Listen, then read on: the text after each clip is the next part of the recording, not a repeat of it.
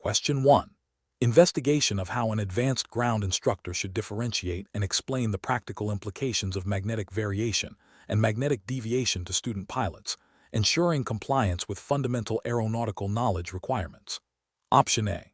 Focus primarily on the theoretical definitions of magnetic variation and deviation without practical application, assuming students will understand how to use this information in flight. Option B. Explain magnetic variation as the difference between true north and magnetic north, using isogonic lines on charts, and magnetic deviation as the compass's own error due to aircraft magnetism, corrected by the compass card, emphasizing the distinct causes and correction methods for each. Option C. Explain magnetic variation as the only significant error affecting the magnetic compass, suggesting that magnetic deviation is negligible and does not require specific attention or correction. Option D. Treat magnetic variation and deviation as the same type of error, explaining that both are simply inaccuracies in the magnetic compass that can be corrected by looking at the compass card. The correct answer is B. Explain magnetic variation as the difference between true north and magnetic north, using isogonic lines on charts, and magnetic deviation as the compass's own error due to aircraft magnetism, corrected by the compass card, emphasizing the distinct causes and correction methods for each. Explanation. This scenario is professionally challenging because it requires an instructor to accurately convey complex navigational concepts to students who may have varying levels of understanding. The instructor must not only possess a thorough knowledge of magnetic variation and deviation, but also be able to explain these concepts in a way that is clear, practical, and compliant with regulatory standards. The core challenge lies in differentiating between the two phenomena and their practical implications for accurate navigation, ensuring students can apply this knowledge safely and effectively. The correct approach involves clearly distinguishing between magnetic variation and magnetic deviation, explaining their causes, and demonstrating how each affects the magnetic compass reading.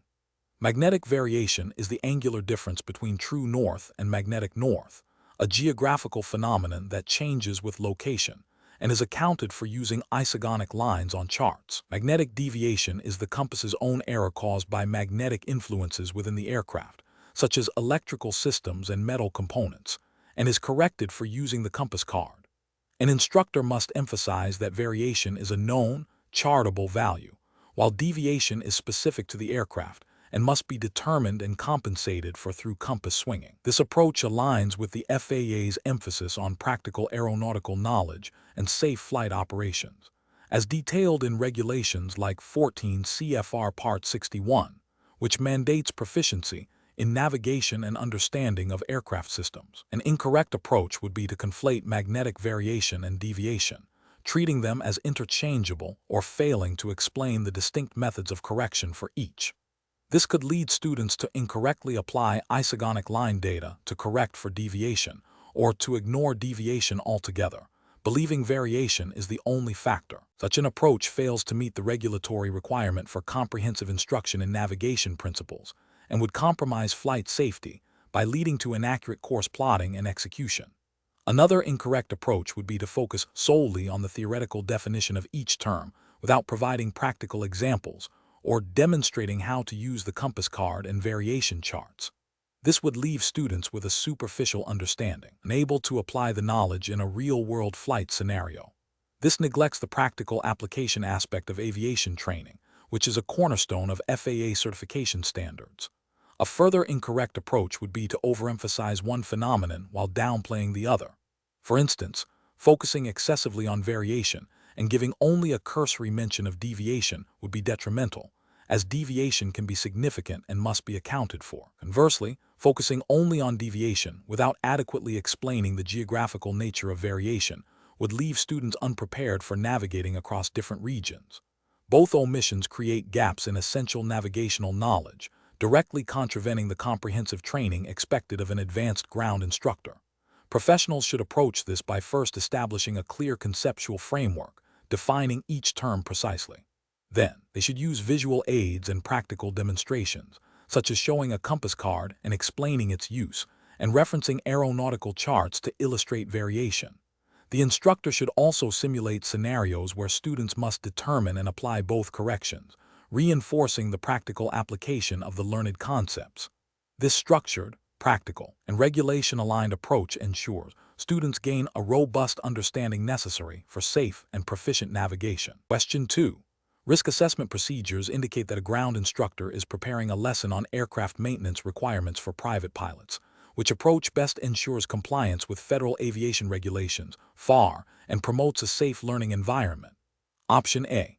Simplifying the maintenance requirements to make them easier for students to remember, even if some details are omitted. Option B. Directly referencing and explaining the specific FARs that outline aircraft maintenance requirements for private pilots, such as those found in FAR Part 43 and FAR Part 91. Option C. Assuming the students have a general understanding of maintenance and briefly touching upon the topic without specific regulatory citations. Option D. Relying on personal experience and common industry practices to explain maintenance responsibilities.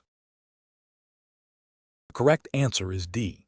Relying on personal experience and common industry practices to explain maintenance responsibilities. Explanation. Scenario analysis. This scenario is professionally challenging because it requires an instructor to balance the immediate need for student comprehension with the absolute requirement to adhere to federal aviation regulations, FAR. Misinterpreting or misapplying FARs can lead to unsafe practices, regulatory violations, and ultimately compromised pilot competency. The instructor must exercise sound judgment to ensure that all instruction aligns with the governing regulations. Correct approach analysis. The correct approach involves directly referencing and applying the specific FAR that governs the subject matter being taught. This ensures that the instruction is accurate, current, and legally compliant. For example, if teaching about airspace, the instructor must refer to FAR Part 71 and related sections of Part 91. This approach guarantees that students receive instruction grounded in the official regulatory framework, which is paramount for safe and legal aviation operations. Incorrect approach is analysis. An approach that relies solely on personal experience or commonly held industry beliefs, without cross-referencing the FARs, is incorrect. This can lead to the perpetuation of outdated information or practices that are no longer compliant with current regulation. Aviation regulations are dynamic, and personal recollection is not a substitute for official documentation. An approach that prioritizes student convenience or perceived ease of understanding over regulatory accuracy is also incorrect. While making complex topics accessible is important, it must never come at the expense of regulatory compliance. Simplifying concepts should be done by clarifying the FARs, not by omitting or misrepresenting them. An approach that assumes a regulation is understood without verifying its current status or specific applicability is flawed. Regulations can be amended, and their interpretation can be nuanced. Failure to verify can lead to teaching incorrect or obsolete information, which is a significant regulatory and safety failure. Professional reasoning. Professionals should always approach instruction with a commitment to regulatory accuracy. When teaching any topic governed by the FARs, the primary step is to identify the relevant regulation. This involves consulting the official FAA publications or trusted regulatory databases. The instructor should then thoroughly understand the regulation's requirements, intent, and any applicable advisory circulars or interpretations. Instruction should then be built directly upon this verified regulatory foundation, ensuring that all information provided to students is accurate, current, and legally sound. If there is any ambiguity, seeking clarification from official FAA sources or experienced aviation legal counsel is advisable. Question 3. The audit findings indicate that following a minor ground incident involving a training aircraft that resulted in superficial damage to a wingtip but no injuries, the ground instructor did not immediately notify the National Transportation Safety Board, NTSB. The instructor believed the incident was too insignificant to warrant NTSB involvement. Which of the following actions best reflects the appropriate response based on NTSB regulations? Option A. The instructor should review the definitions of aircraft accident and aircraft incident, as outlined in 49 CFR Part 830, to determine if notification is required, and if so, make the required notification promptly. Option B. The instructor should assume that any incident involving damage, no matter how minor, requires immediate NTSB notification to avoid potential penalties. Option C. The instructor should disregard the incident for NTSB reporting purposes, as it did not involve any injuries and the damage was superficial. Option D. The instructor should consult with other instructors to gauge their typical reporting practices for similar minor incidents before deciding on NTSB notification. The correct answer is A. The instructor should review the definitions of aircraft accident and aircraft incident, as outlined in 49 CFR Part 830, to determine if notification is required, and if so, make the required notification promptly. Explanation. The audit findings indicate a potential lapse in adherence to National Transportation Safety Board, NTSB, regulations concerning accident reporting. This scenario is professionally challenging because it requires an instructor to balance the immediate need for accurate and timely reporting with the potential for misinterpretation or overreach by an external body. The instructor must understand the precise scope of NTSB investigative authority and reporting requirements, distinguishing between incidents that fall under NTSB purview and those that do not. Misjudging this can lead to either a failure to comply with mandatory reporting, resulting in regulatory penalties and hindering the NTSB safety mission, or an unnecessary escalation of a minor event, wasting valuable resources and potentially creating undue alarm. The correct approach involves a thorough understanding of 49 CFR Part 830, notification and reporting of aircraft accidents and incidents. This regulation clearly defines what constitutes an accident and an incident requiring notification to the NTSB. The instructor must meticulously assess the event against these definitions. If the event meets the criteria for mandatory reporting, the instructor must ensure all required information is provided promptly and accurately to the NTSB. This demonstrates professional integrity, a commitment to aviation safety, and compliance with federal law. An incorrect approach would be to assume that any unusual event, regardless of its severity or impact, must be reported to the NTSB. This demonstrates a lack of understanding of the specific thresholds defined in 49 CFR Part 830 and can lead to unnecessary reporting, diverting NTSB resources from genuine safety concerns. It also reflects a failure to exercise professional judgment in assessing the significance of an event. Another incorrect approach is to dismiss an event that clearly meets the reporting criteria because it seems minor or inconvenient to report. This constitutes a direct violation of 49 CFR Part 830 and undermines the NTSB ability to collect data that could identify emerging safety trends. It is a failure of professional responsibility and a disregard for regulatory compliance. Finally, an incorrect approach would be to rely on informal communication or hearsay regarding reporting obligations rather than consulting the official regulations. This demonstrates a lack of diligence and a potential for misinformation, which can have serious consequences. Professional decision-making in this context requires a proactive commitment to understanding and applying the relevant regulations, seeking clarification from official sources when in doubt, and prioritizing accurate and timely reporting as mandated by law. Question 4. The review process indicates that a student is struggling to articulate the practical implications of atmospheric pressure and isobars on aviation weather. Which of the following approaches by the instructor best assesses the student's readiness to apply this knowledge for safe flight operations? Option A. Asking the student to define isobar and explain the general characteristics of high and low pressure systems. Option B. Having the student explain the concept of atmospheric pressure gradients and their role in the formation of weather systems. Option C. Testing the student's knowledge of the various instruments used to measure atmospheric pressure and their operational principles. Option D.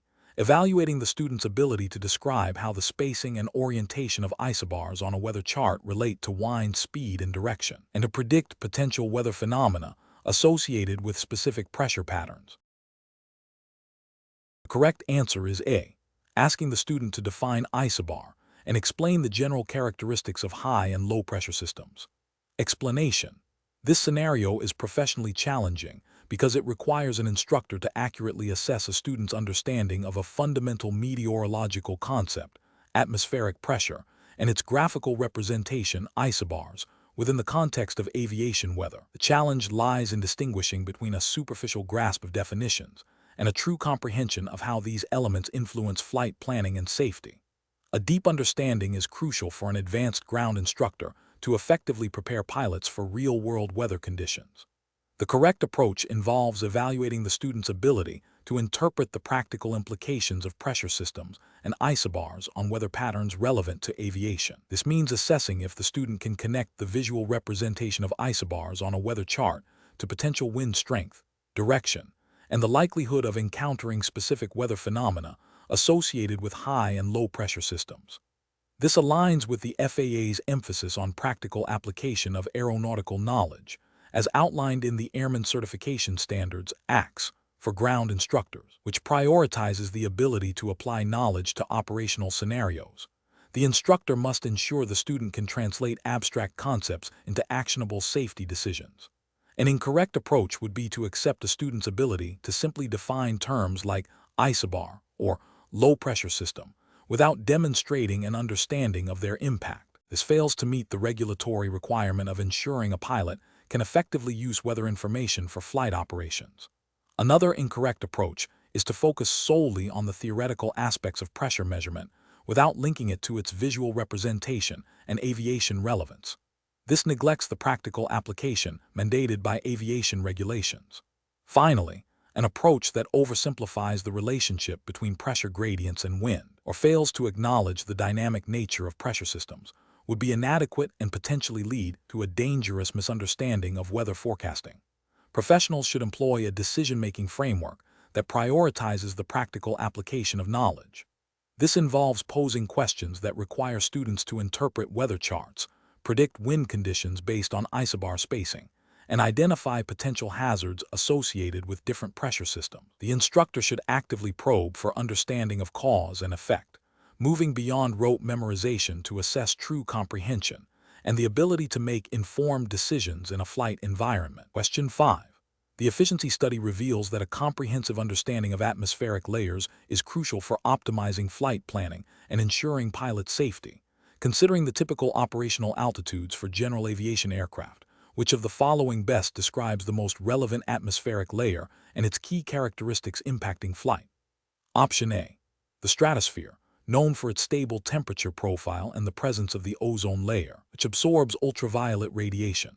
Option B. The exosphere, the outermost layer of Earth's atmosphere, extremely thin and extending into outer space. Option C. The ionosphere, a region of the upper atmosphere characterized by ionized particles that affect radio wave propagation. Option D. The troposphere, characterized by decreasing temperature and pressure with altitude, the presence of most atmospheric moisture, and the location of weather phenomena. The correct answer is D. The troposphere, characterized by decreasing temperature and pressure with altitude, the presence of most atmospheric moisture, and the location of weather phenomena. Explanation. This scenario is professionally challenging because it requires an advanced ground instructor to synthesize knowledge about atmospheric composition and layers with the practical implications for aviation safety and operational efficiency. The instructor must not only recall factual information, but also apply it to a real-world context, demonstrating an understanding of how atmospheric phenomena directly impact flight. The requirement to prioritize regulatory compliance means the instructor must be acutely aware of the specific standards and guidelines governing aviation education and operations within the specified jurisdiction. The correct approach involves accurately explaining the composition and characteristics of the troposphere, specifically focusing on its relevance to aviation. This includes detailing the presence of weather phenomena, the decrease in temperature and pressure with altitude, and the concentration of most atmospheric moisture and pollutants. This approach is correct because it directly addresses the core of the question by providing a scientifically accurate and operationally relevant description of the atmospheric layer most critical to general aviation. Regulatory frameworks for aviation instruction emphasize the importance of teaching foundational aeronautical knowledge that directly relates to flight safety and efficiency. Understanding the troposphere is fundamental to comprehending weather, aircraft performance, and navigation, all of which are mandated topics for ground instruction. An incorrect approach that focuses solely on the composition of the exosphere fails, because it describes a layer of the atmosphere that is virtually irrelevant to typical aviation operations. The exosphere is extremely thin, far beyond the altitudes where aircraft operate, and has no bearing on weather, pressure, or temperature experienced by pilots.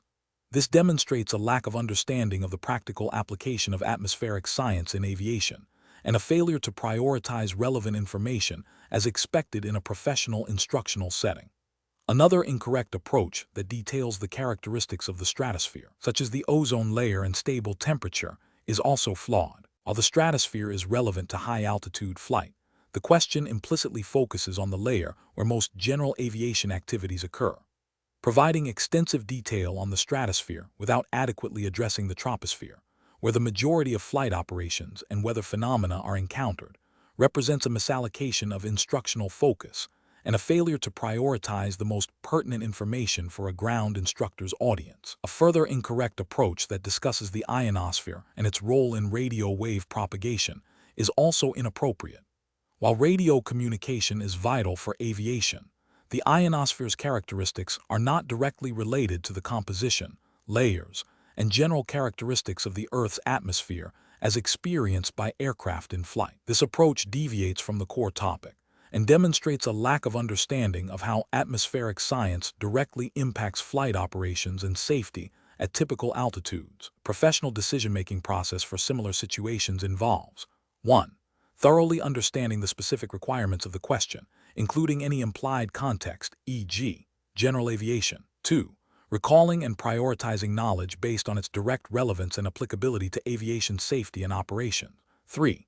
Consulting relevant regulatory frameworks and guidelines to ensure all instructional content meets established standards.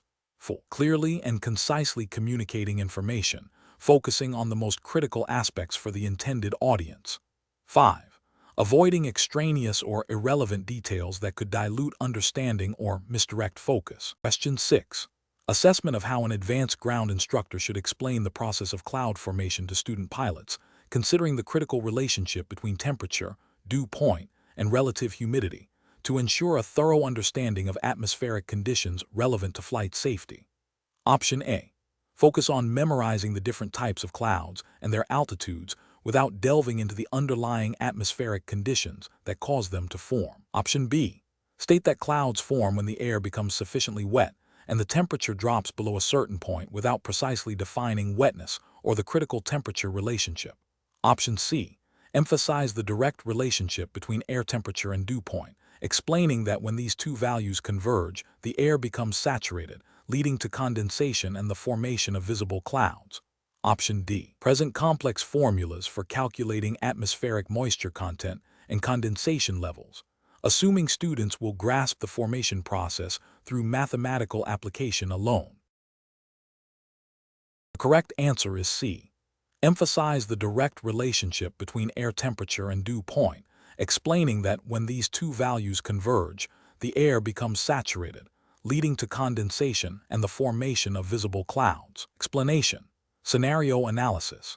This scenario presents a professional challenge for an advanced ground instructor because it requires balancing the need to convey accurate meteorological information with the potential for misinterpretation or oversimplification that could lead to unsafe aviation decisions. The instructor must ethically ensure that students grasp the fundamental principles of humidity, dew point, and cloud formation without creating a false sense of absolute predictability or downplaying the dynamic nature of weather. The challenge lies in communicating complex atmospheric processes in a way that is both understandable and emphasizes safety. Correct approach analysis.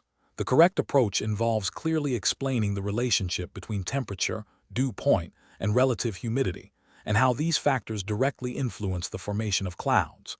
This includes defining each term accurately and illustrating how reaching saturation, when air temperature equals dew point, is the critical threshold for condensation and cloud development. This approach is ethically sound and aligns with regulatory requirements for ground instruction by providing a comprehensive and accurate understanding of a fundamental meteorological concept crucial for flight planning and in-flight decision-making. It emphasizes the why behind cloud formation, fostering deeper comprehension. Incorrect approach is analysis, an approach that focuses solely on memorizing definitions without explaining the interrelationships between temperature, dew point, and relative humidity, fails to provide the conceptual understanding necessary for practical application. This is a regulatory failure, as it does not adequately prepare students for real-world weather scenarios. an approach that oversimplifies cloud formation by stating that clouds just appear when it's humid is a significant ethical and regulatory failure. It is factually inaccurate and dangerously misleading, as it omits the critical role of dew point and saturation. This could lead students to underestimate the conditions required for cloud formation, potentially resulting in poor judgment regarding flight conditions. An approach that emphasizes complex mathematical calculations for predicting cloud formation without first establishing a strong conceptual foundation is also problematic. While calculations are part of meteorology, the primary goal of ground instruction is to build understanding of the underlying principles. Focusing solely on computation without conceptual grasp is a pedagogical failure and a potential regulatory issue if it hinders true comprehension. Professional reasoning. Professionals should adopt a pedagogical approach that prioritizes conceptual understanding over rote memorization or oversimplification. When teaching meteorological phenomena like cloud formation, instructors must clearly define terms, explain their interrelationships, and illustrate the physical processes involved. This ensures that students can apply their knowledge to practical aviation situations.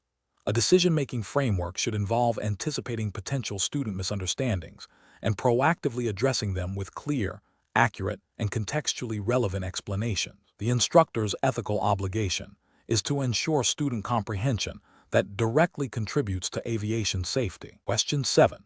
Upon reviewing the implications of airworthiness directives, add, for aircraft maintenance and operation, which of the following instructional approaches best ensures that advanced ground instructor students understand the critical nature of AD compliance from a regulatory and safety perspective? Option A. Presenting ADs as recommendations from the FAA that can be addressed through alternative methods outlined in manufacturer service bulletins. Option B.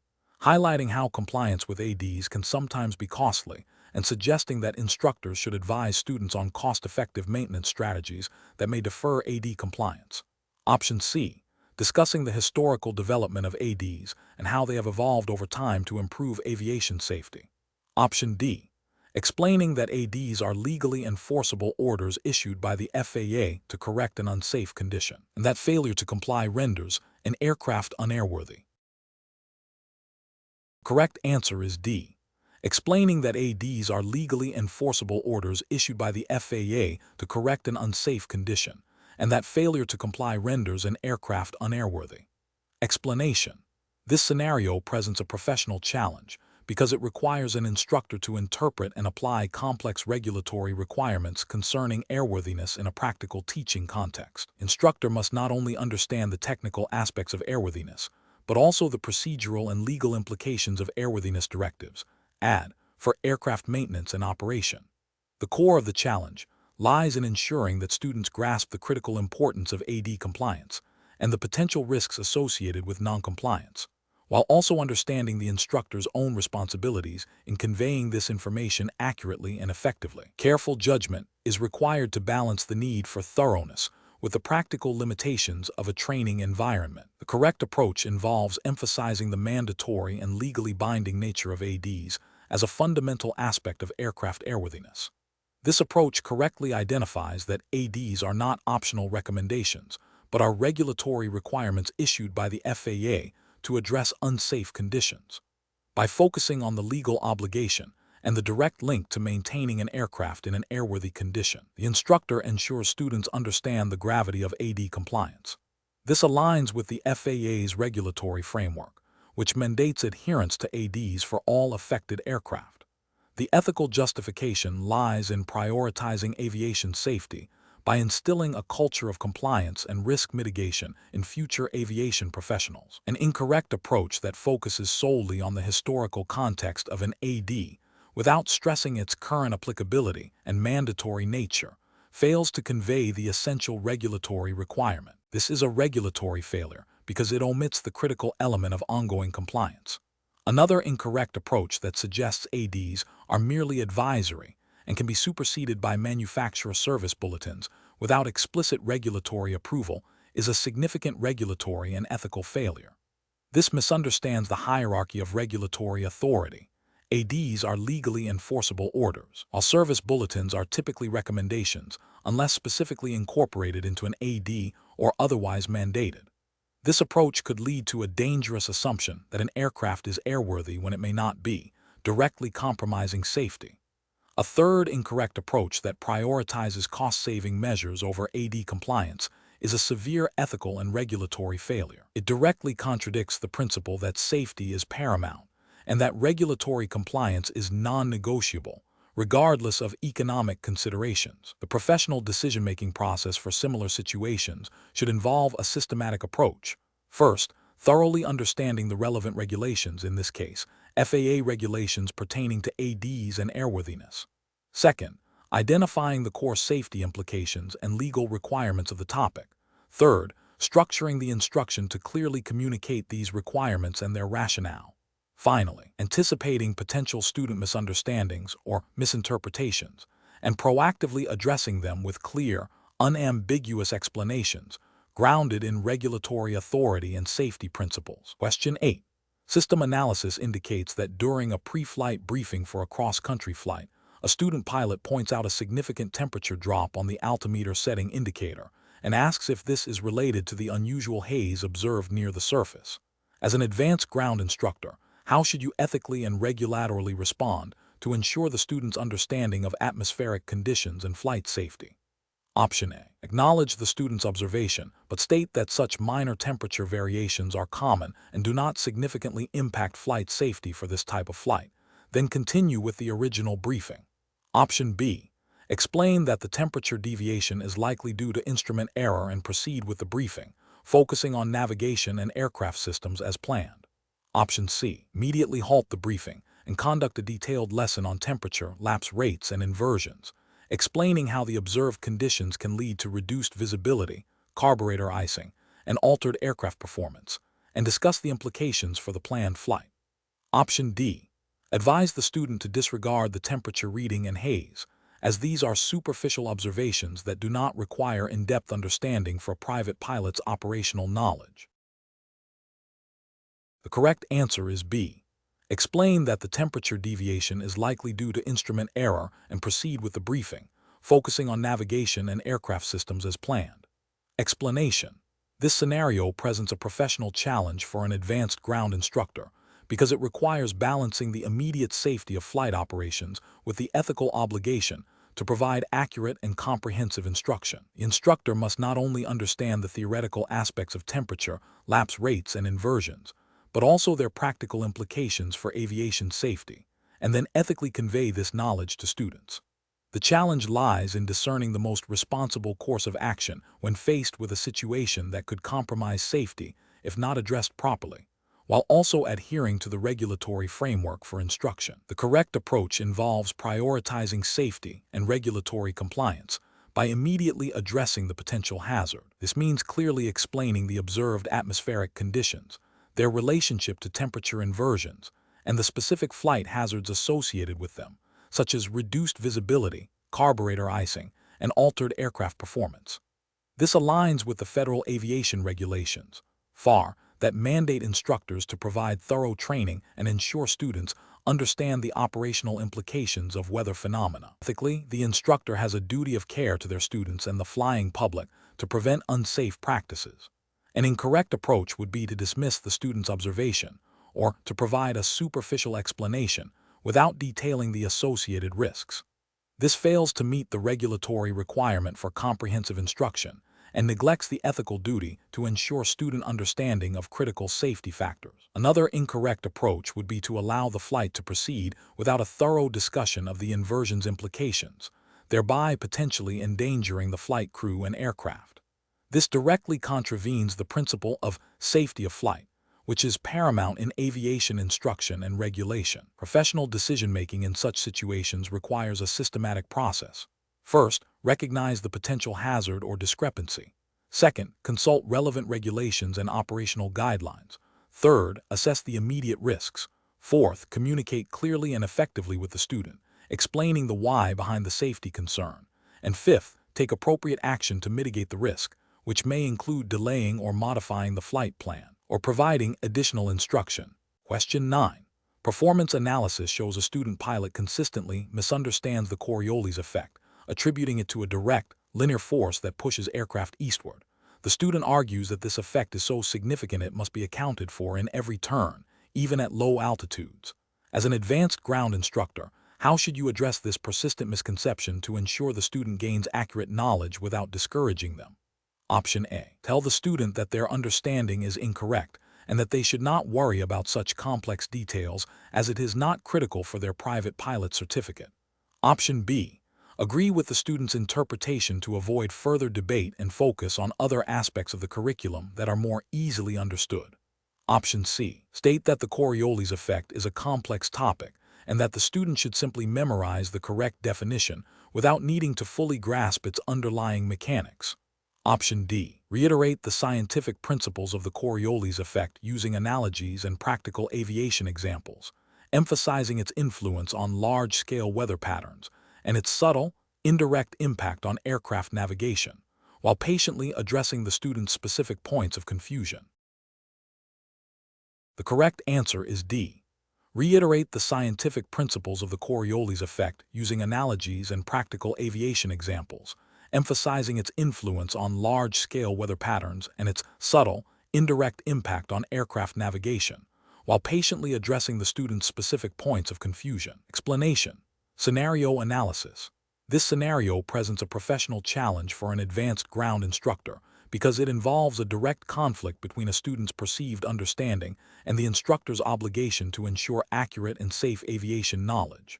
The student's insistence on a flawed understanding of the Coriolis effect, despite evidence to the contrary, creates a situation where the instructor must balance pedagogical effectiveness with the paramount importance of safety and regulatory compliance. Failure to correct misinformation, especially regarding fundamental atmospheric dynamics, could lead to unsafe decision-making in flight. Correct approach analysis. The correct approach involves patiently and systematically explaining the Coriolis effect using clear, non-mathematical analogies and referencing established meteorological principles as taught in aviation ground school. This aligns with the FAA's emphasis on thorough and accurate instruction as outlined in Title 14 of the Code of Federal Regulations, 14 CFR, Part 61, which mandates that ground instructors ensure students possess adequate knowledge for safe operation.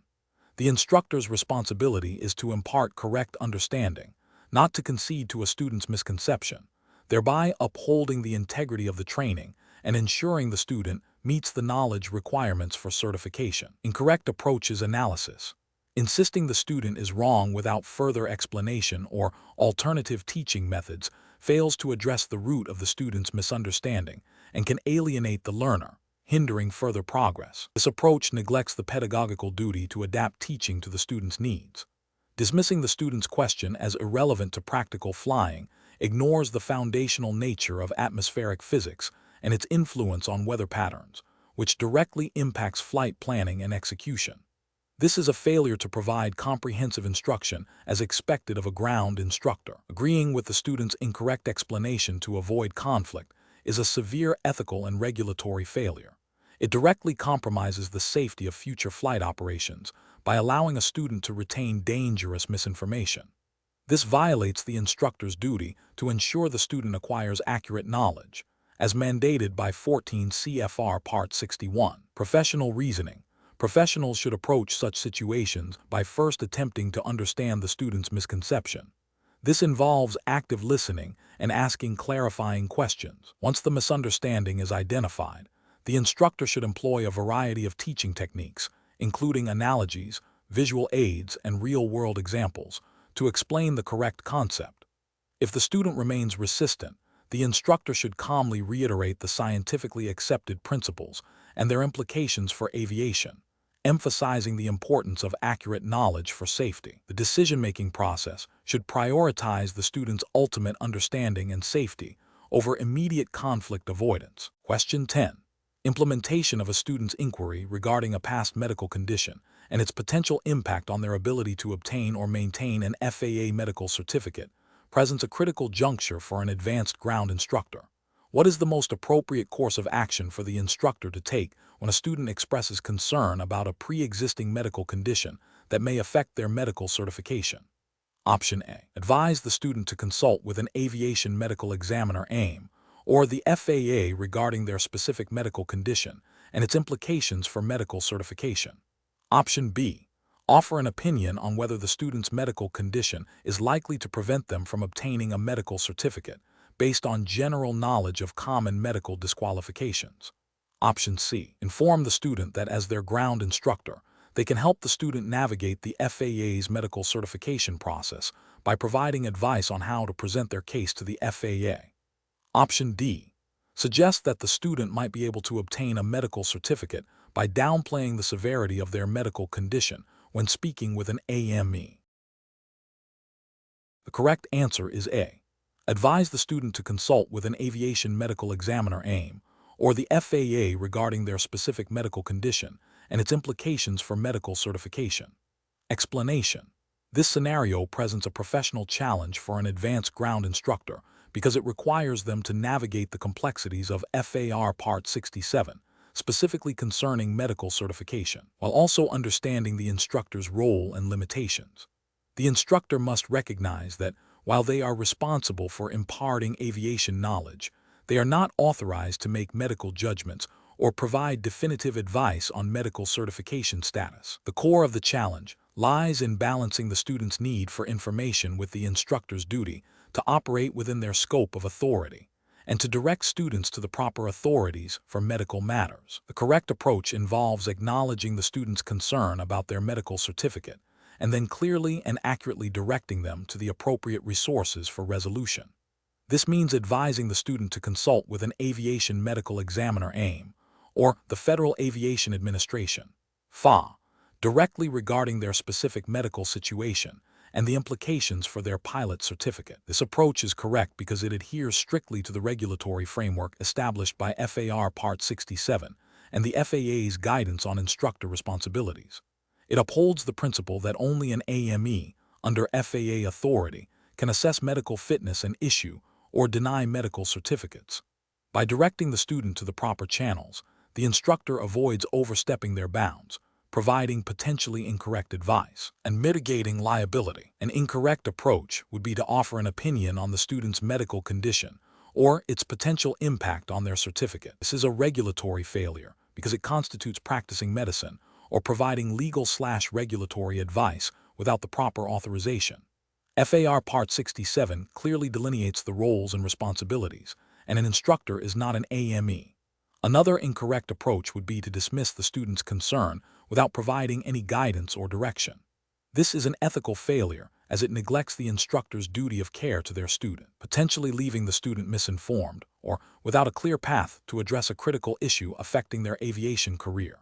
Furthermore, suggesting the student might be able to work around the medical issue or implying that the instructor has knowledge of how to bypass FAA regulations is a severe ethical and regulatory breach, potentially leading to fraudulent activity and endangering aviation safety. The professional reasoning process for similar situations should involve a clear understanding of one's scope of authority as an instructor. When faced with questions that fall outside this scope, particularly those related to medical certification, the immediate and correct action is to refer the individual to the relevant authority. This involves identifying the FAA and AMEs as the sole entities responsible for medical certification decisions. Instructors should be trained to recognize these boundaries and to respond with accurate referrals rather than attempting to provide advice or solutions that are beyond their purview. Question 11. Which approach would be most effective for an advanced ground instructor to ensure their curriculum and teaching materials remain compliant with the latest Federal Aviation Administration, FAA, regulatory updates and amendments? Option A. Assume that minor wording changes in regulatory text do not require significant adjustments to the training curriculum, focusing only on substantial revisions. Option B. Continue using previously approved training materials without actively seeking out or incorporating new regulatory amendments, assuming they are still valid. Option C. Proactively identify and integrate all identified regulatory updates from official FAA publications and advisement circulars into lesson plans and training materials. Option D. Rely on existing training materials and only update them when a student raises a specific question about a perceived discrepancy in the regulations. The correct answer is C. Proactively identify and integrate all identified regulatory updates from official FAA publications and advisement circulars into lesson plans and training materials. Explanation. This scenario is professionally challenging because it requires an advanced ground instructor to navigate the dynamic landscape of aviation regulations, specifically focusing on recent amendments. The instructor must not only be aware of changes, but also understand their implications for training content and student assessment. The challenge lies in ensuring that the training provided is current, compliant, and effectively prepare students for examinations that will undoubtedly reflect the updated regulations. A failure to do so could result in students being inadequately prepared, leading to examination failures and potential safety risks in future operations. The correct approach involves proactively identifying and integrating regulatory updates into the curriculum. This demonstrates a commitment to maintaining the highest standards of aviation education and ensuring compliance with the Federal Aviation Administration's FAA requirements. By systematically reviewing official FAA publications and advisement circulars, and then updating lesson plans and materials accordingly, the instructor ensures that the training remains relevant and accurate. This proactive stance is ethically sound, as it prioritizes student success and aviation safety by providing them with the most current knowledge. It directly aligns with the FAA's expectation that instructors remain current with regulations. An incorrect approach would be to rely solely on outdated training materials. This fails to acknowledge the dynamic nature of aviation regulations and the FAA's mandate for instructors to stay current. Such an approach risks providing students with obsolete information, which is not only ineffective, but also potentially misleading and detrimental to their understanding of current operational requirements. This constitutes a regulatory failure by not adhering to the spirit and letter of maintaining current knowledge. Another incorrect approach would be to only update training materials when a student specifically questions a discrepancy. This reactive stance is insufficient. It places an undue burden on students to identify regulatory gaps and suggests a lack of professional diligence on the part of the instructor. While addressing student queries is important, it should not be the primary driver for regulatory compliance. This approach falls short of the professional responsibility to provide consistently up-to-date instruction. A further incorrect approach would be to assume that minor wording changes in regulations do not necessitate significant curriculum adjustments. Aviation regulations, even seemingly minor ones, can have substantial implications for operational procedures, pilot responsibilities, and safety protocols. Dismissing these changes as insignificant is a failure to appreciate the detailed and interconnected nature of aviation law and a potential oversight of critical safety information. The professional reasoning process for similar situations involves establishing a routine for regulatory review. This includes subscribing to FAA notification services, regularly visiting the FAA's website for updates, and allocating dedicated time for reviewing new or amended regulations. When updates are identified, the instructor should analyze their impact on existing lesson plans, student materials, and assessment methods. A systematic approach to integrating these changes ensures that training remains current and compliant, thereby upholding professional integrity and the safety of the aviation system. Question 12. The analysis reveals that a seasoned pilot who has accumulated thousands of flight hours but does not hold a certified flight instructor (CFI) certificate is asked by a friend to provide guidance on the maneuvers required for a private pilot practical test. The friend is preparing for their check ride. Which of the following best describes the instructor's understanding of the regulatory framework concerning this request, based on FAR Part 1 definitions? Option A. The seasoned pilot can provide flight instruction because their extensive experience makes them qualified to teach the necessary maneuvers for the practical test. Option B. The practical test is a broad term, and the seasoned pilot's experience allows them to assess the friend's readiness, effectively acting as an examiner in a pre-check ride evaluation. Option C. The seasoned pilot can provide informal guidance, which is distinct from formal flight instruction, and therefore does not require an instructor rating for this type of interaction. Option D. The seasoned pilot cannot provide flight instruction as defined by FAR Part 1 because they do not hold an appropriate instructor rating and therefore cannot endorse the friend for the practical test. The correct answer is A. The seasoned pilot can provide flight instruction because their extensive experience makes them qualified to teach the necessary maneuvers for the practical test. Explanation. The analysis reveals a scenario where an instructor must accurately interpret and apply regulatory definitions to ensure proper flight instruction and student certification. The professional challenge lies in the precise understanding of terms like flight instruction, authorized instructor, and practical test, as misinterpretations can lead to noncompliance, invalid endorsements, and potential safety issues. Careful judgment is required to ensure all actions align strictly with the FAR Part 1 definitions. The correct approach involves a thorough understanding and direct application of the definitions provided in FAR Part 1. Specifically, the instructor must recognize that flight instruction encompasses any instruction given to a student pilot concerning the requirements for a certificate or rating. An authorized instructor is defined as a person who holds a valid pilot certificate and an appropriate instructor rating, and is otherwise qualified to give instruction. A practical test is defined as a test conducted by an examiner to determine if a person meets the aeronautical and knowledge requirements for a certificate or rating. Adhering to these definitions ensures that the instruction provided is valid, the endorsements are appropriate, and the student is prepared for the correct type of evaluation. This aligns with the FAA's intent to standardize aviation training and certification, ensuring a minimum level of competency and safety.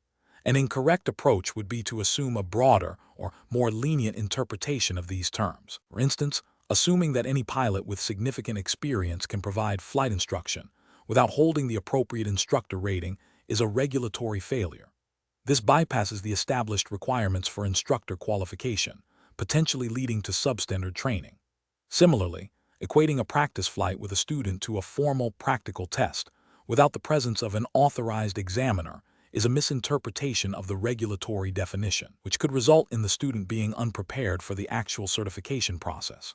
Another incorrect approach would be to rely on informal or industry-accepted practices that deviate from the explicit definitions in FAR Part 1, as the regulations are the ultimate authority. Professionals should approach such situations by prioritizing the explicit definitions within the governing regulations. When faced with ambiguity, the first step is always to consult the relevant sections of the FARs, particularly Part 1 for definitions. If clarification is still needed, seeking guidance from official FAA sources or legal counsel specializing in aviation law is advisable. The decision-making process should be rooted in a commitment to regulatory compliance and the safety of the aviation system. Question 13. The monitoring system demonstrates the presence of altocumulus lenticularis clouds at approximately 15,000 feet over a mountainous region, with indications of significant wind shear at lower altitudes. As an advanced ground instructor, how should you best explain the formation and aviation significance of these specific clouds and the associated wind shear to your students? Option A. Explain that altocumulus lenticularis are wave clouds formed by stable air flowing over mountains, and that the wind shear at lower altitudes is a common hazard requiring pilots to maintain appropriate airspeed and be prepared for abrupt changes in altitude. Option B. Identify altocumulus lenticularis as a visual indicator of potential turbulence and advise students to avoid flying in such conditions without specific advanced training in mountain flying. Option C. Detail the thermodynamic processes involved in the adiabatic cooling and condensation that lead to the formation of all high-altitude clouds, and briefly state that wind shear can affect aircraft stability. Option D.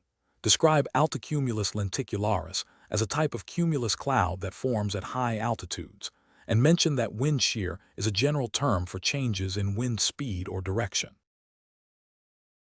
The correct answer is A. Explain that altocumulus lenticularis are wave clouds formed by stable air flowing over mountains, and that the wind shear at lower altitudes is a common hazard requiring pilots to maintain appropriate airspeed and be prepared for abrupt changes in altitude. Explanation. Scenario analysis. This scenario is professionally challenging because it requires an advanced ground instructor to interpret complex meteorological data, specifically cloud formations, and assess their immediate and potential impact on flight safety. The challenge lies in moving beyond simple identification of cloud types to understanding their formation processes, associated weather phenomena, and the critical implications for aircraft operations, all within the context of regulatory requirements for pilot training. The instructor must synthesize this information to provide accurate and actionable guidance to students, ensuring they can make informed decisions in dynamic aviation environments. Correct approach analysis. The correct approach involves a comprehensive understanding of the specific cloud types observed, their typical formation altitudes and processes, and the associated weather hazards such as turbulence, icing, and reduced visibility. This understanding must be directly linked to the practical implications for flight operations, including aircraft performance, navigation, and pilot decision-making. The regulatory framework for advanced ground instructors mandates that training covers the practical application of aviation weather knowledge, emphasizing safety and operational efficiency. Therefore, an approach that thoroughly explains the formation, characteristics, and aviation significance of the observed clouds, directly addressing potential hazards and operational considerations, aligns with the instructor's duty to provide thorough and safety-oriented education. Incorrect approach is analysis. An approach that focuses solely on identifying the cloud names without explaining their formation or aviation significance fails to meet the advanced level of instruction required. This is a regulatory failure because it neglects the depth of knowledge expected for an advanced ground instructor, which includes understanding the why behind weather phenomena and their impact on flight. An approach that discusses cloud formation in a purely theoretical, academic manner, detached from practical aviation consequences, is also incorrect. This represents an ethical failure, as it prioritizes abstract knowledge over the primary responsibility of an instructor, ensuring pilot safety and operational competence. The curriculum is designed to translate meteorological theory into practical aviation decision-making. An approach that oversimplifies the cloud types and their associated hazards, or presents information that is factually inaccurate regarding their formation or aviation impact, constitutes a significant regulatory and ethical failure. Inaccurate information can lead to dangerous misjudgments by pilots, directly compromising flight safety, which is the paramount concern in aviation training. Professional reasoning. Professionals in this role should employ a systematic approach to weather instruction. This involves 1. Accurately identifying meteorological phenomena, in this case, cloud types. 2. Understanding the underlying physical processes of their formation. 3. Critically evaluating the direct and indirect impacts of these phenomena on aviation operations, including safety, performance, and navigation. 4. Communicating this information clearly and concisely to students, emphasizing practical application and risk mitigation. This structured thinking process ensures that training is not only comprehensive, but also directly relevant to the safe and efficient operation of aircraft, fulfilling both regulatory and ethical obligations. Question 14. The efficiency study reveals that a significant portion of student pilots struggle with applying advanced navigation principles in simulated adverse weather scenarios. As an advanced ground instructor, you are tasked with revising your curriculum to address this deficiency. Which of the following approaches best aligns with regulatory requirements for ensuring pilot proficiency in navigation?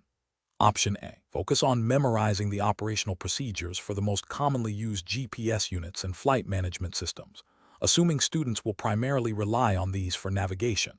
Option B.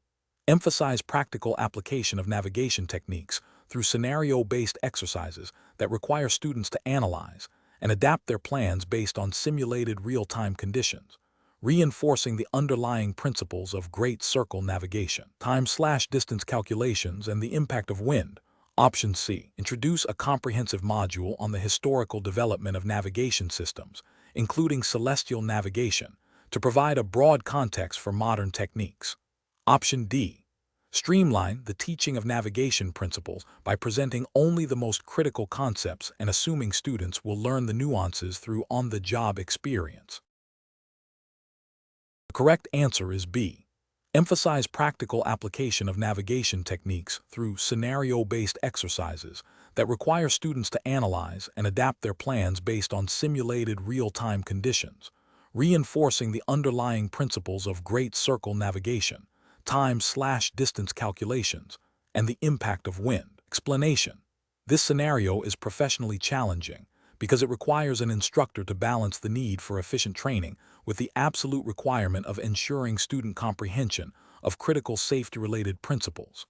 The instructor must not only impart knowledge, but also foster a deep understanding of why certain navigation techniques are employed, especially in diverse conditions. The core of the challenge lies in prioritizing foundational understanding over rote memorization or superficial application, which can have severe safety implications. The correct approach involves a structured, progressive teaching method that builds from fundamental principles to practical application, emphasizing the underlying reasons for each technique.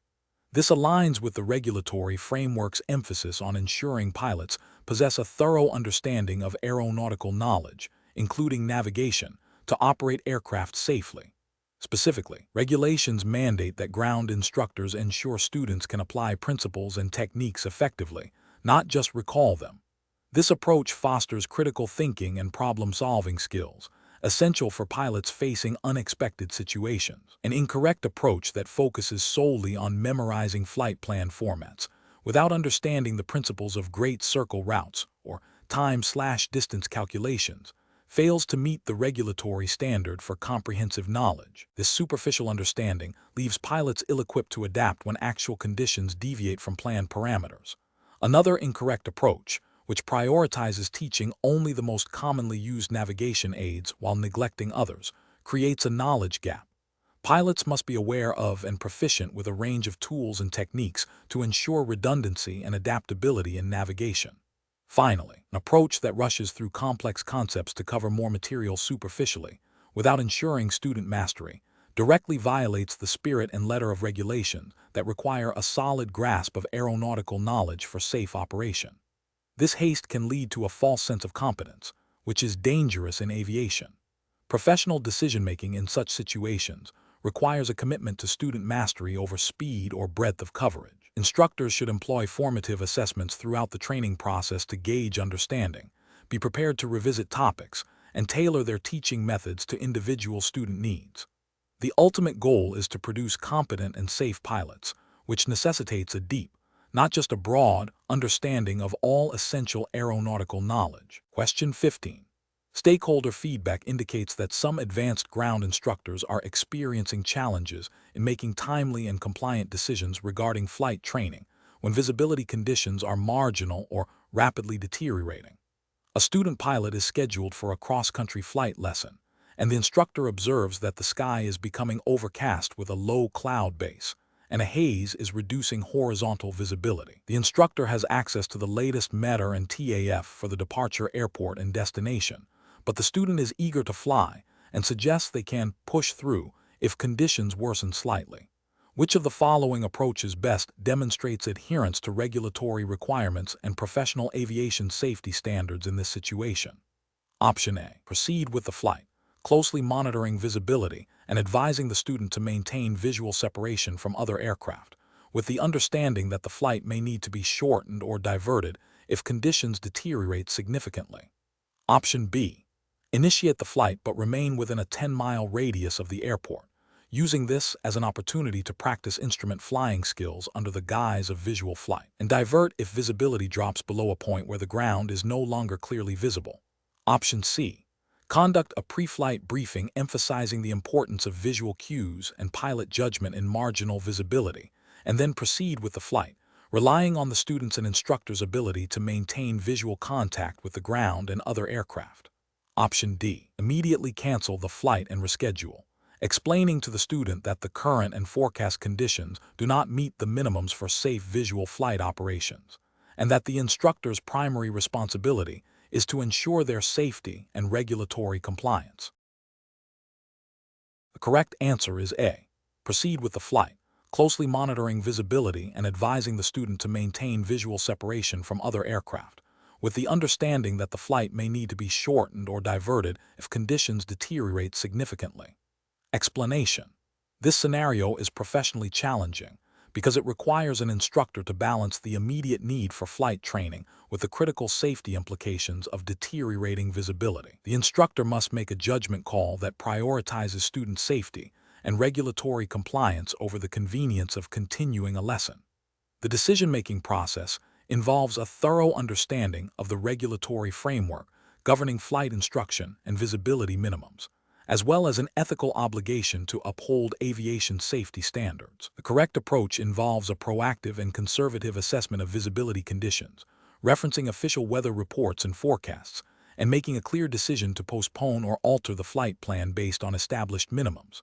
This aligns with the Federal Aviation Regulations, FAR, specifically Part 61, which outlines the requirements for flight instruction and the piloting command's responsibility for ensuring flight safety, including operating in visual meteorological conditions, VMC. The instructor, acting as the piloting command for the training flight, has a non-delegible duty to ensure the flight is conducted safely and in accordance with regulations. This approach demonstrates sound aeronautical decision-making and adherence to the principle of see and avoid, which is fundamental to VMC operations. An incorrect approach would be to rely solely on subjective visual cues without consulting official weather data, or to push the limits of visibility hoping conditions will improve. This disregards the regulatory requirement to operate in VMC and the inherent dangers of reduced visibility, such as spatial disorientation and the increased risk of mid-air collisions. Another incorrect approach would be to proceed with the flight without adequately briefing the student on the visibility limitations and potential hazards, thereby failing in the instructor's duty to educate and ensure student comprehension of safety protocols. This also violates the instructor's responsibility to maintain a safe flight environment. Professionals should employ a decision-making framework that prioritizes safety and regulatory compliance. This involves 1. Gathering all relevant information, weather reports, forecasts, PIRB. 2. Comparing this information against regulatory minimums for the intended operation. 3. Assessing personal and aircraft capabilities. 4. Considering the experience level of the student. 5. Making a clear, documented decision and communicating it effectively to the student. If there is any doubt about safety or compliance, the decision should always be to err on the side of caution. Question 16. Quality control measures reveal that an advanced ground instructor, preparing to brief student pilots on a cross-country flight, has presented a summary of weather information derived from surface analysis, weather depiction, and prognostic charts. The instructor's briefing focused primarily on identifying the location of a strong low-pressure system from the surface analysis chart, but did not extensively discuss the associated precipitation depicted on the weather depiction chart or the forecast movement of the system from the prognostic chart. Which approach to interpreting and presenting this weather information is most aligned with the responsibilities of an advanced ground instructor under the Federal Aviation Regulations. Option A. Prioritize the interpretation of the weather depiction chart, as it directly illustrates current precipitation and cloud cover, which are the most immediate concerns for student pilots. Option B. Emphasize the identification of significant pressure systems and fronts from the surface analysis chart as the primary determinant of flight conditions. Option C.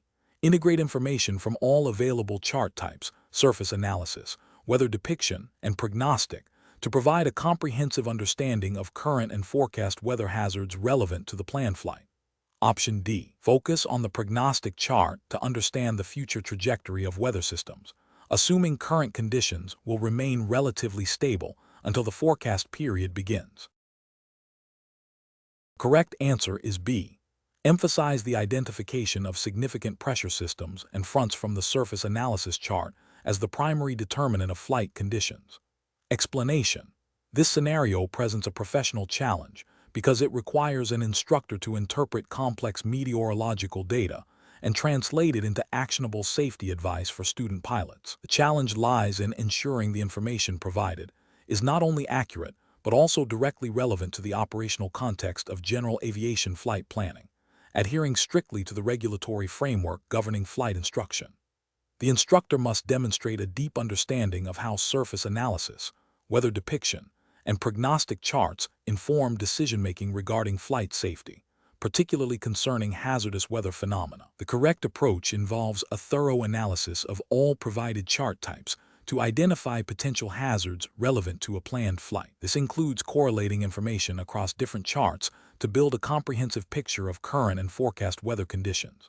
For example, a surface analysis chart might show a frontal boundary, while a weather depiction chart highlights precipitation associated with it, and a prognostic chart forecasts its movement and intensification.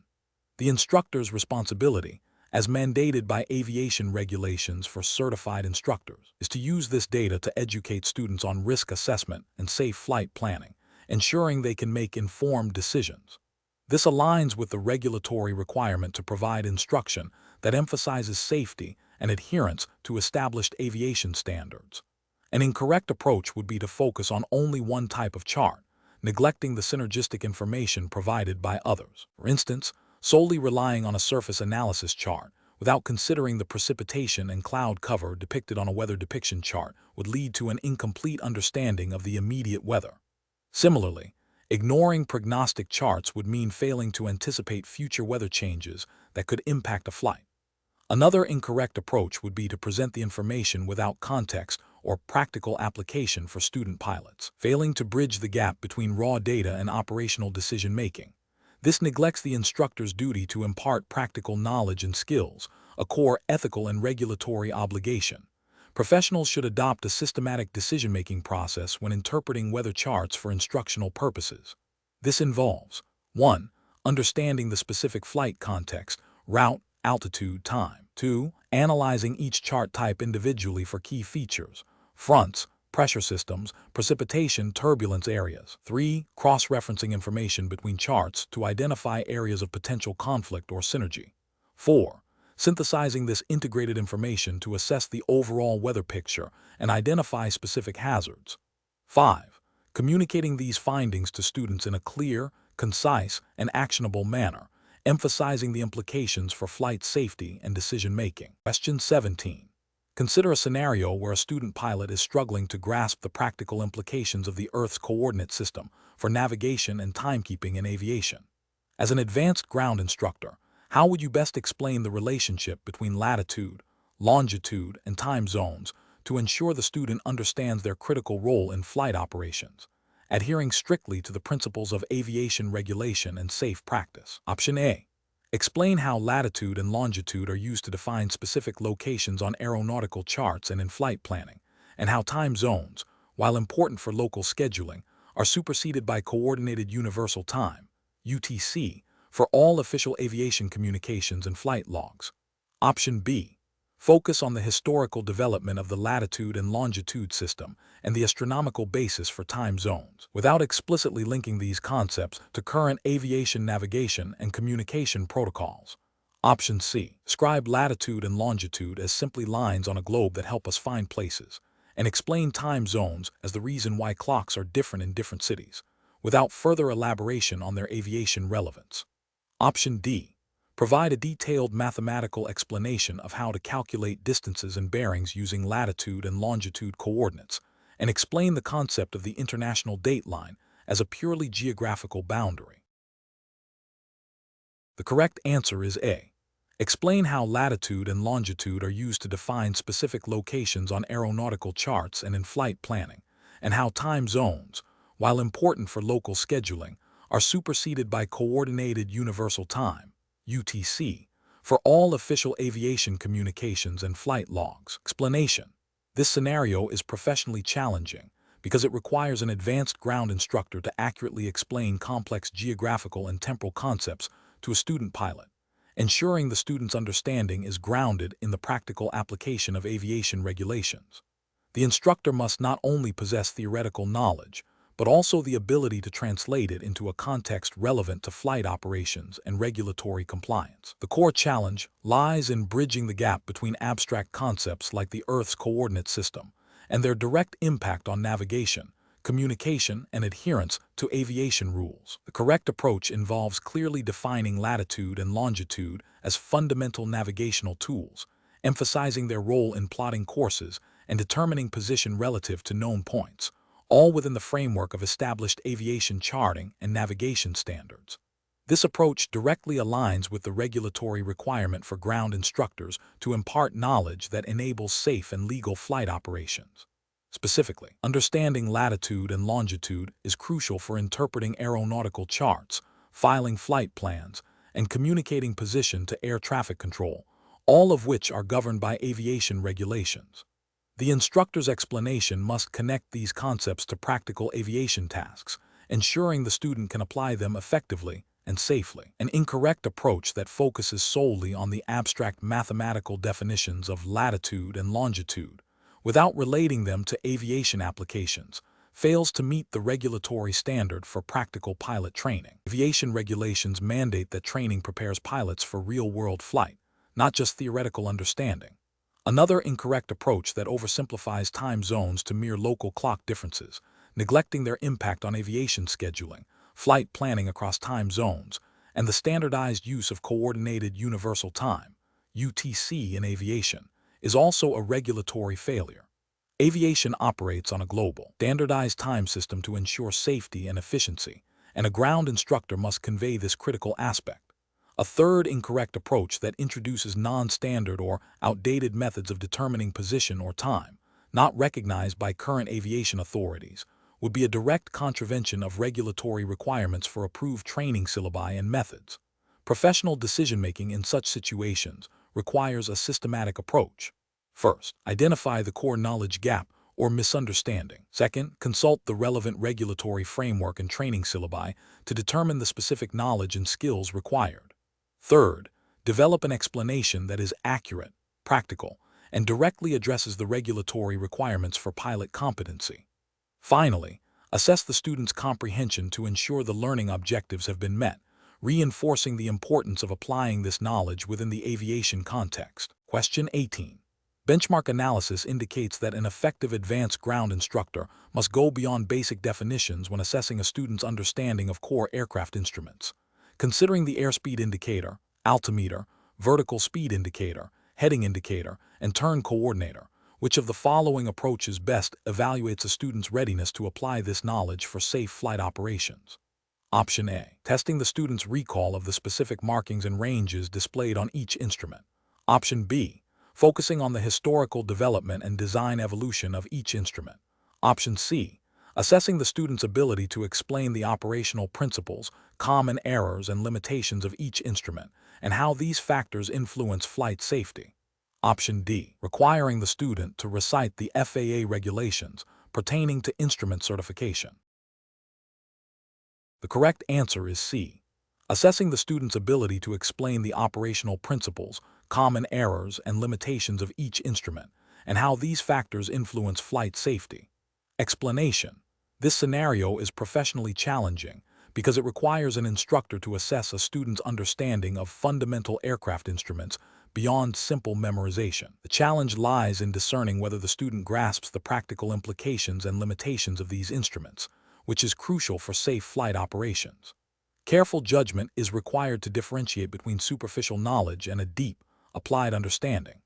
The correct approach involves evaluating the student's ability to explain the operational principles, common errors, and limitations of the airspeed indicator, altimeter, vertical speed indicator, heading indicator, and turn coordinator in a manner that demonstrates a comprehensive grasp of their function and potential failure modes. This aligns with the advanced ground instructor's responsibility to ensure students can not only identify instruments, but also understand their role in maintaining situational awareness and making sound flight decisions, as implicitly required by FAA regulations concerning the scope of ground instruction.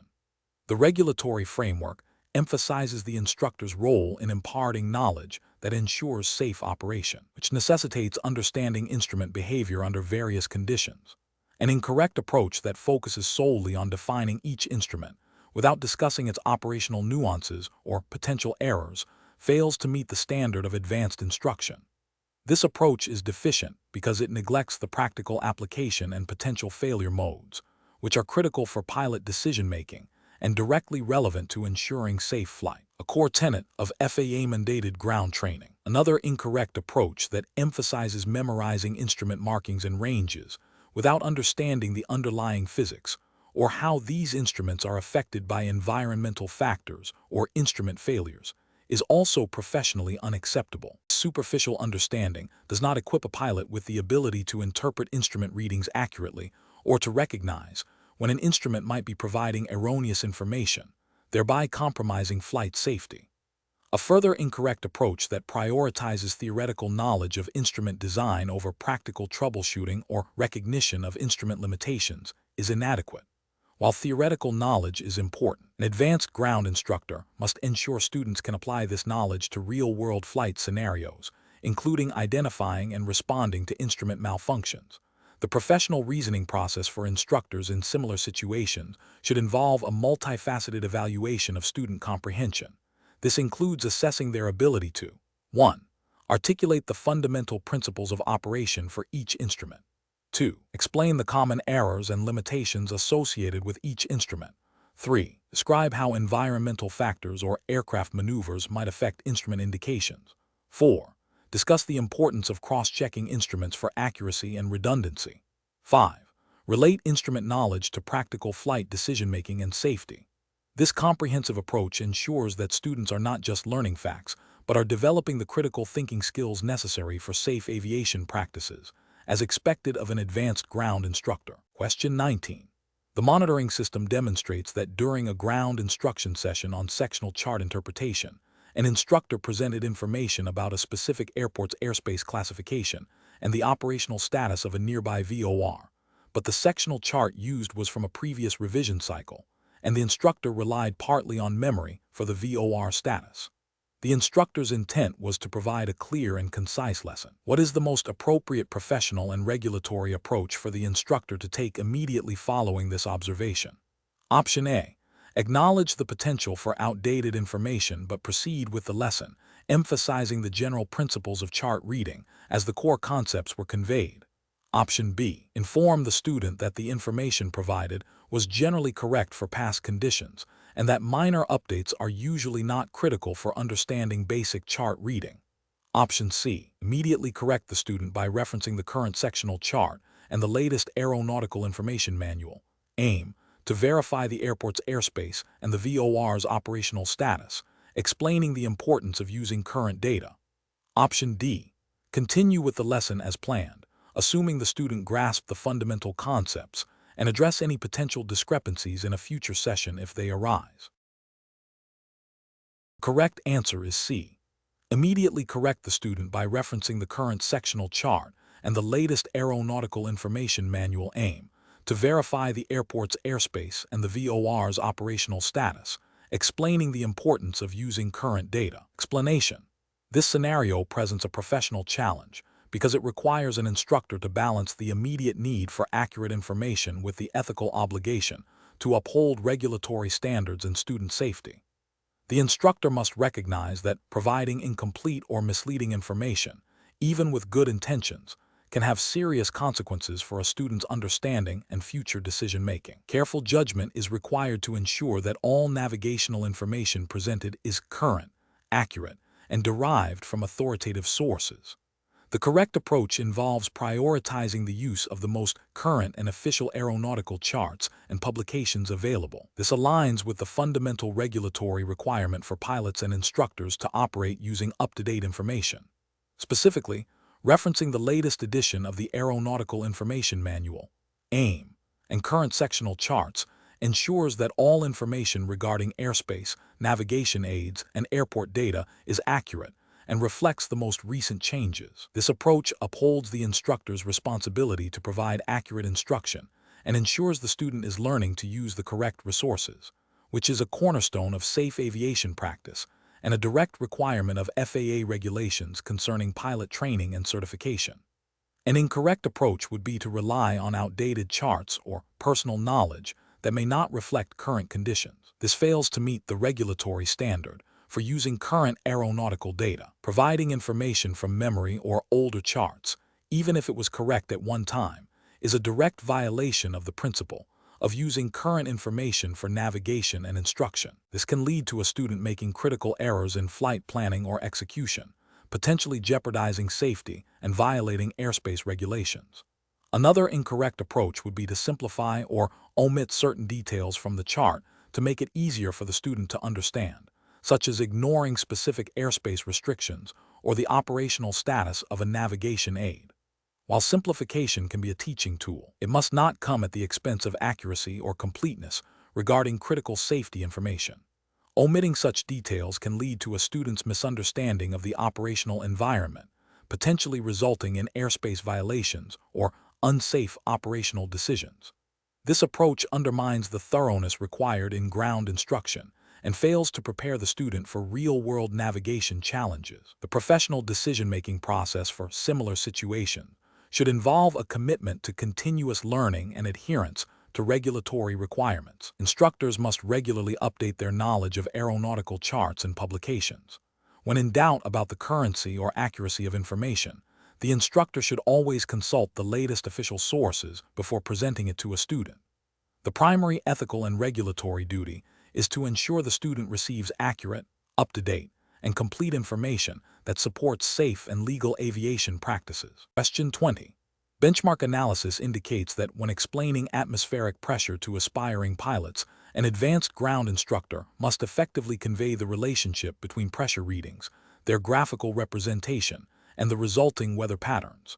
Which of the following approaches best fulfills this instructional mandate according to aviation regulatory guidelines?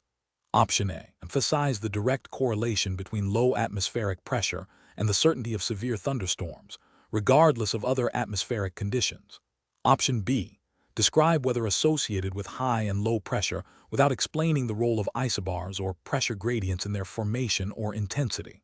Option C. Define isobars as lines of equal pressure. Explain how their spacing indicates pressure gradient strength, and correctly describe high-pressure systems as associated with descending air and stable weather, and low-pressure systems with rising air and potentially unstable weather. Option D. Focus on memorizing standard atmospheric pressure values at different altitudes and explaining how barometric altimeters work based on these values. The correct answer is C. Define isobars as lines of equal pressure, explain how their spacing indicates pressure gradient strength, and correctly describe high-pressure systems as associated with descending air and stable weather, and low-pressure systems with rising air and potentially unstable weather. Explanation. Scenario analysis.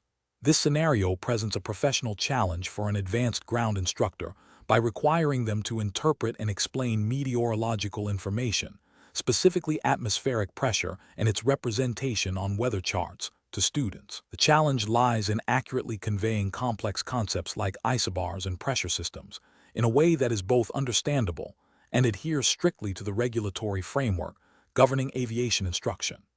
Misinterpreting or misrepresenting this information could lead to a fundamental misunderstanding of weather phenomena critical for flight safety, potentially impacting a pilot's decision-making. The instructor must demonstrate a thorough grasp of the subject matter and the ability to translate it into effective pedagogical methods, all while remaining within the bounds of the specified regulatory guidance. Correct approach analysis.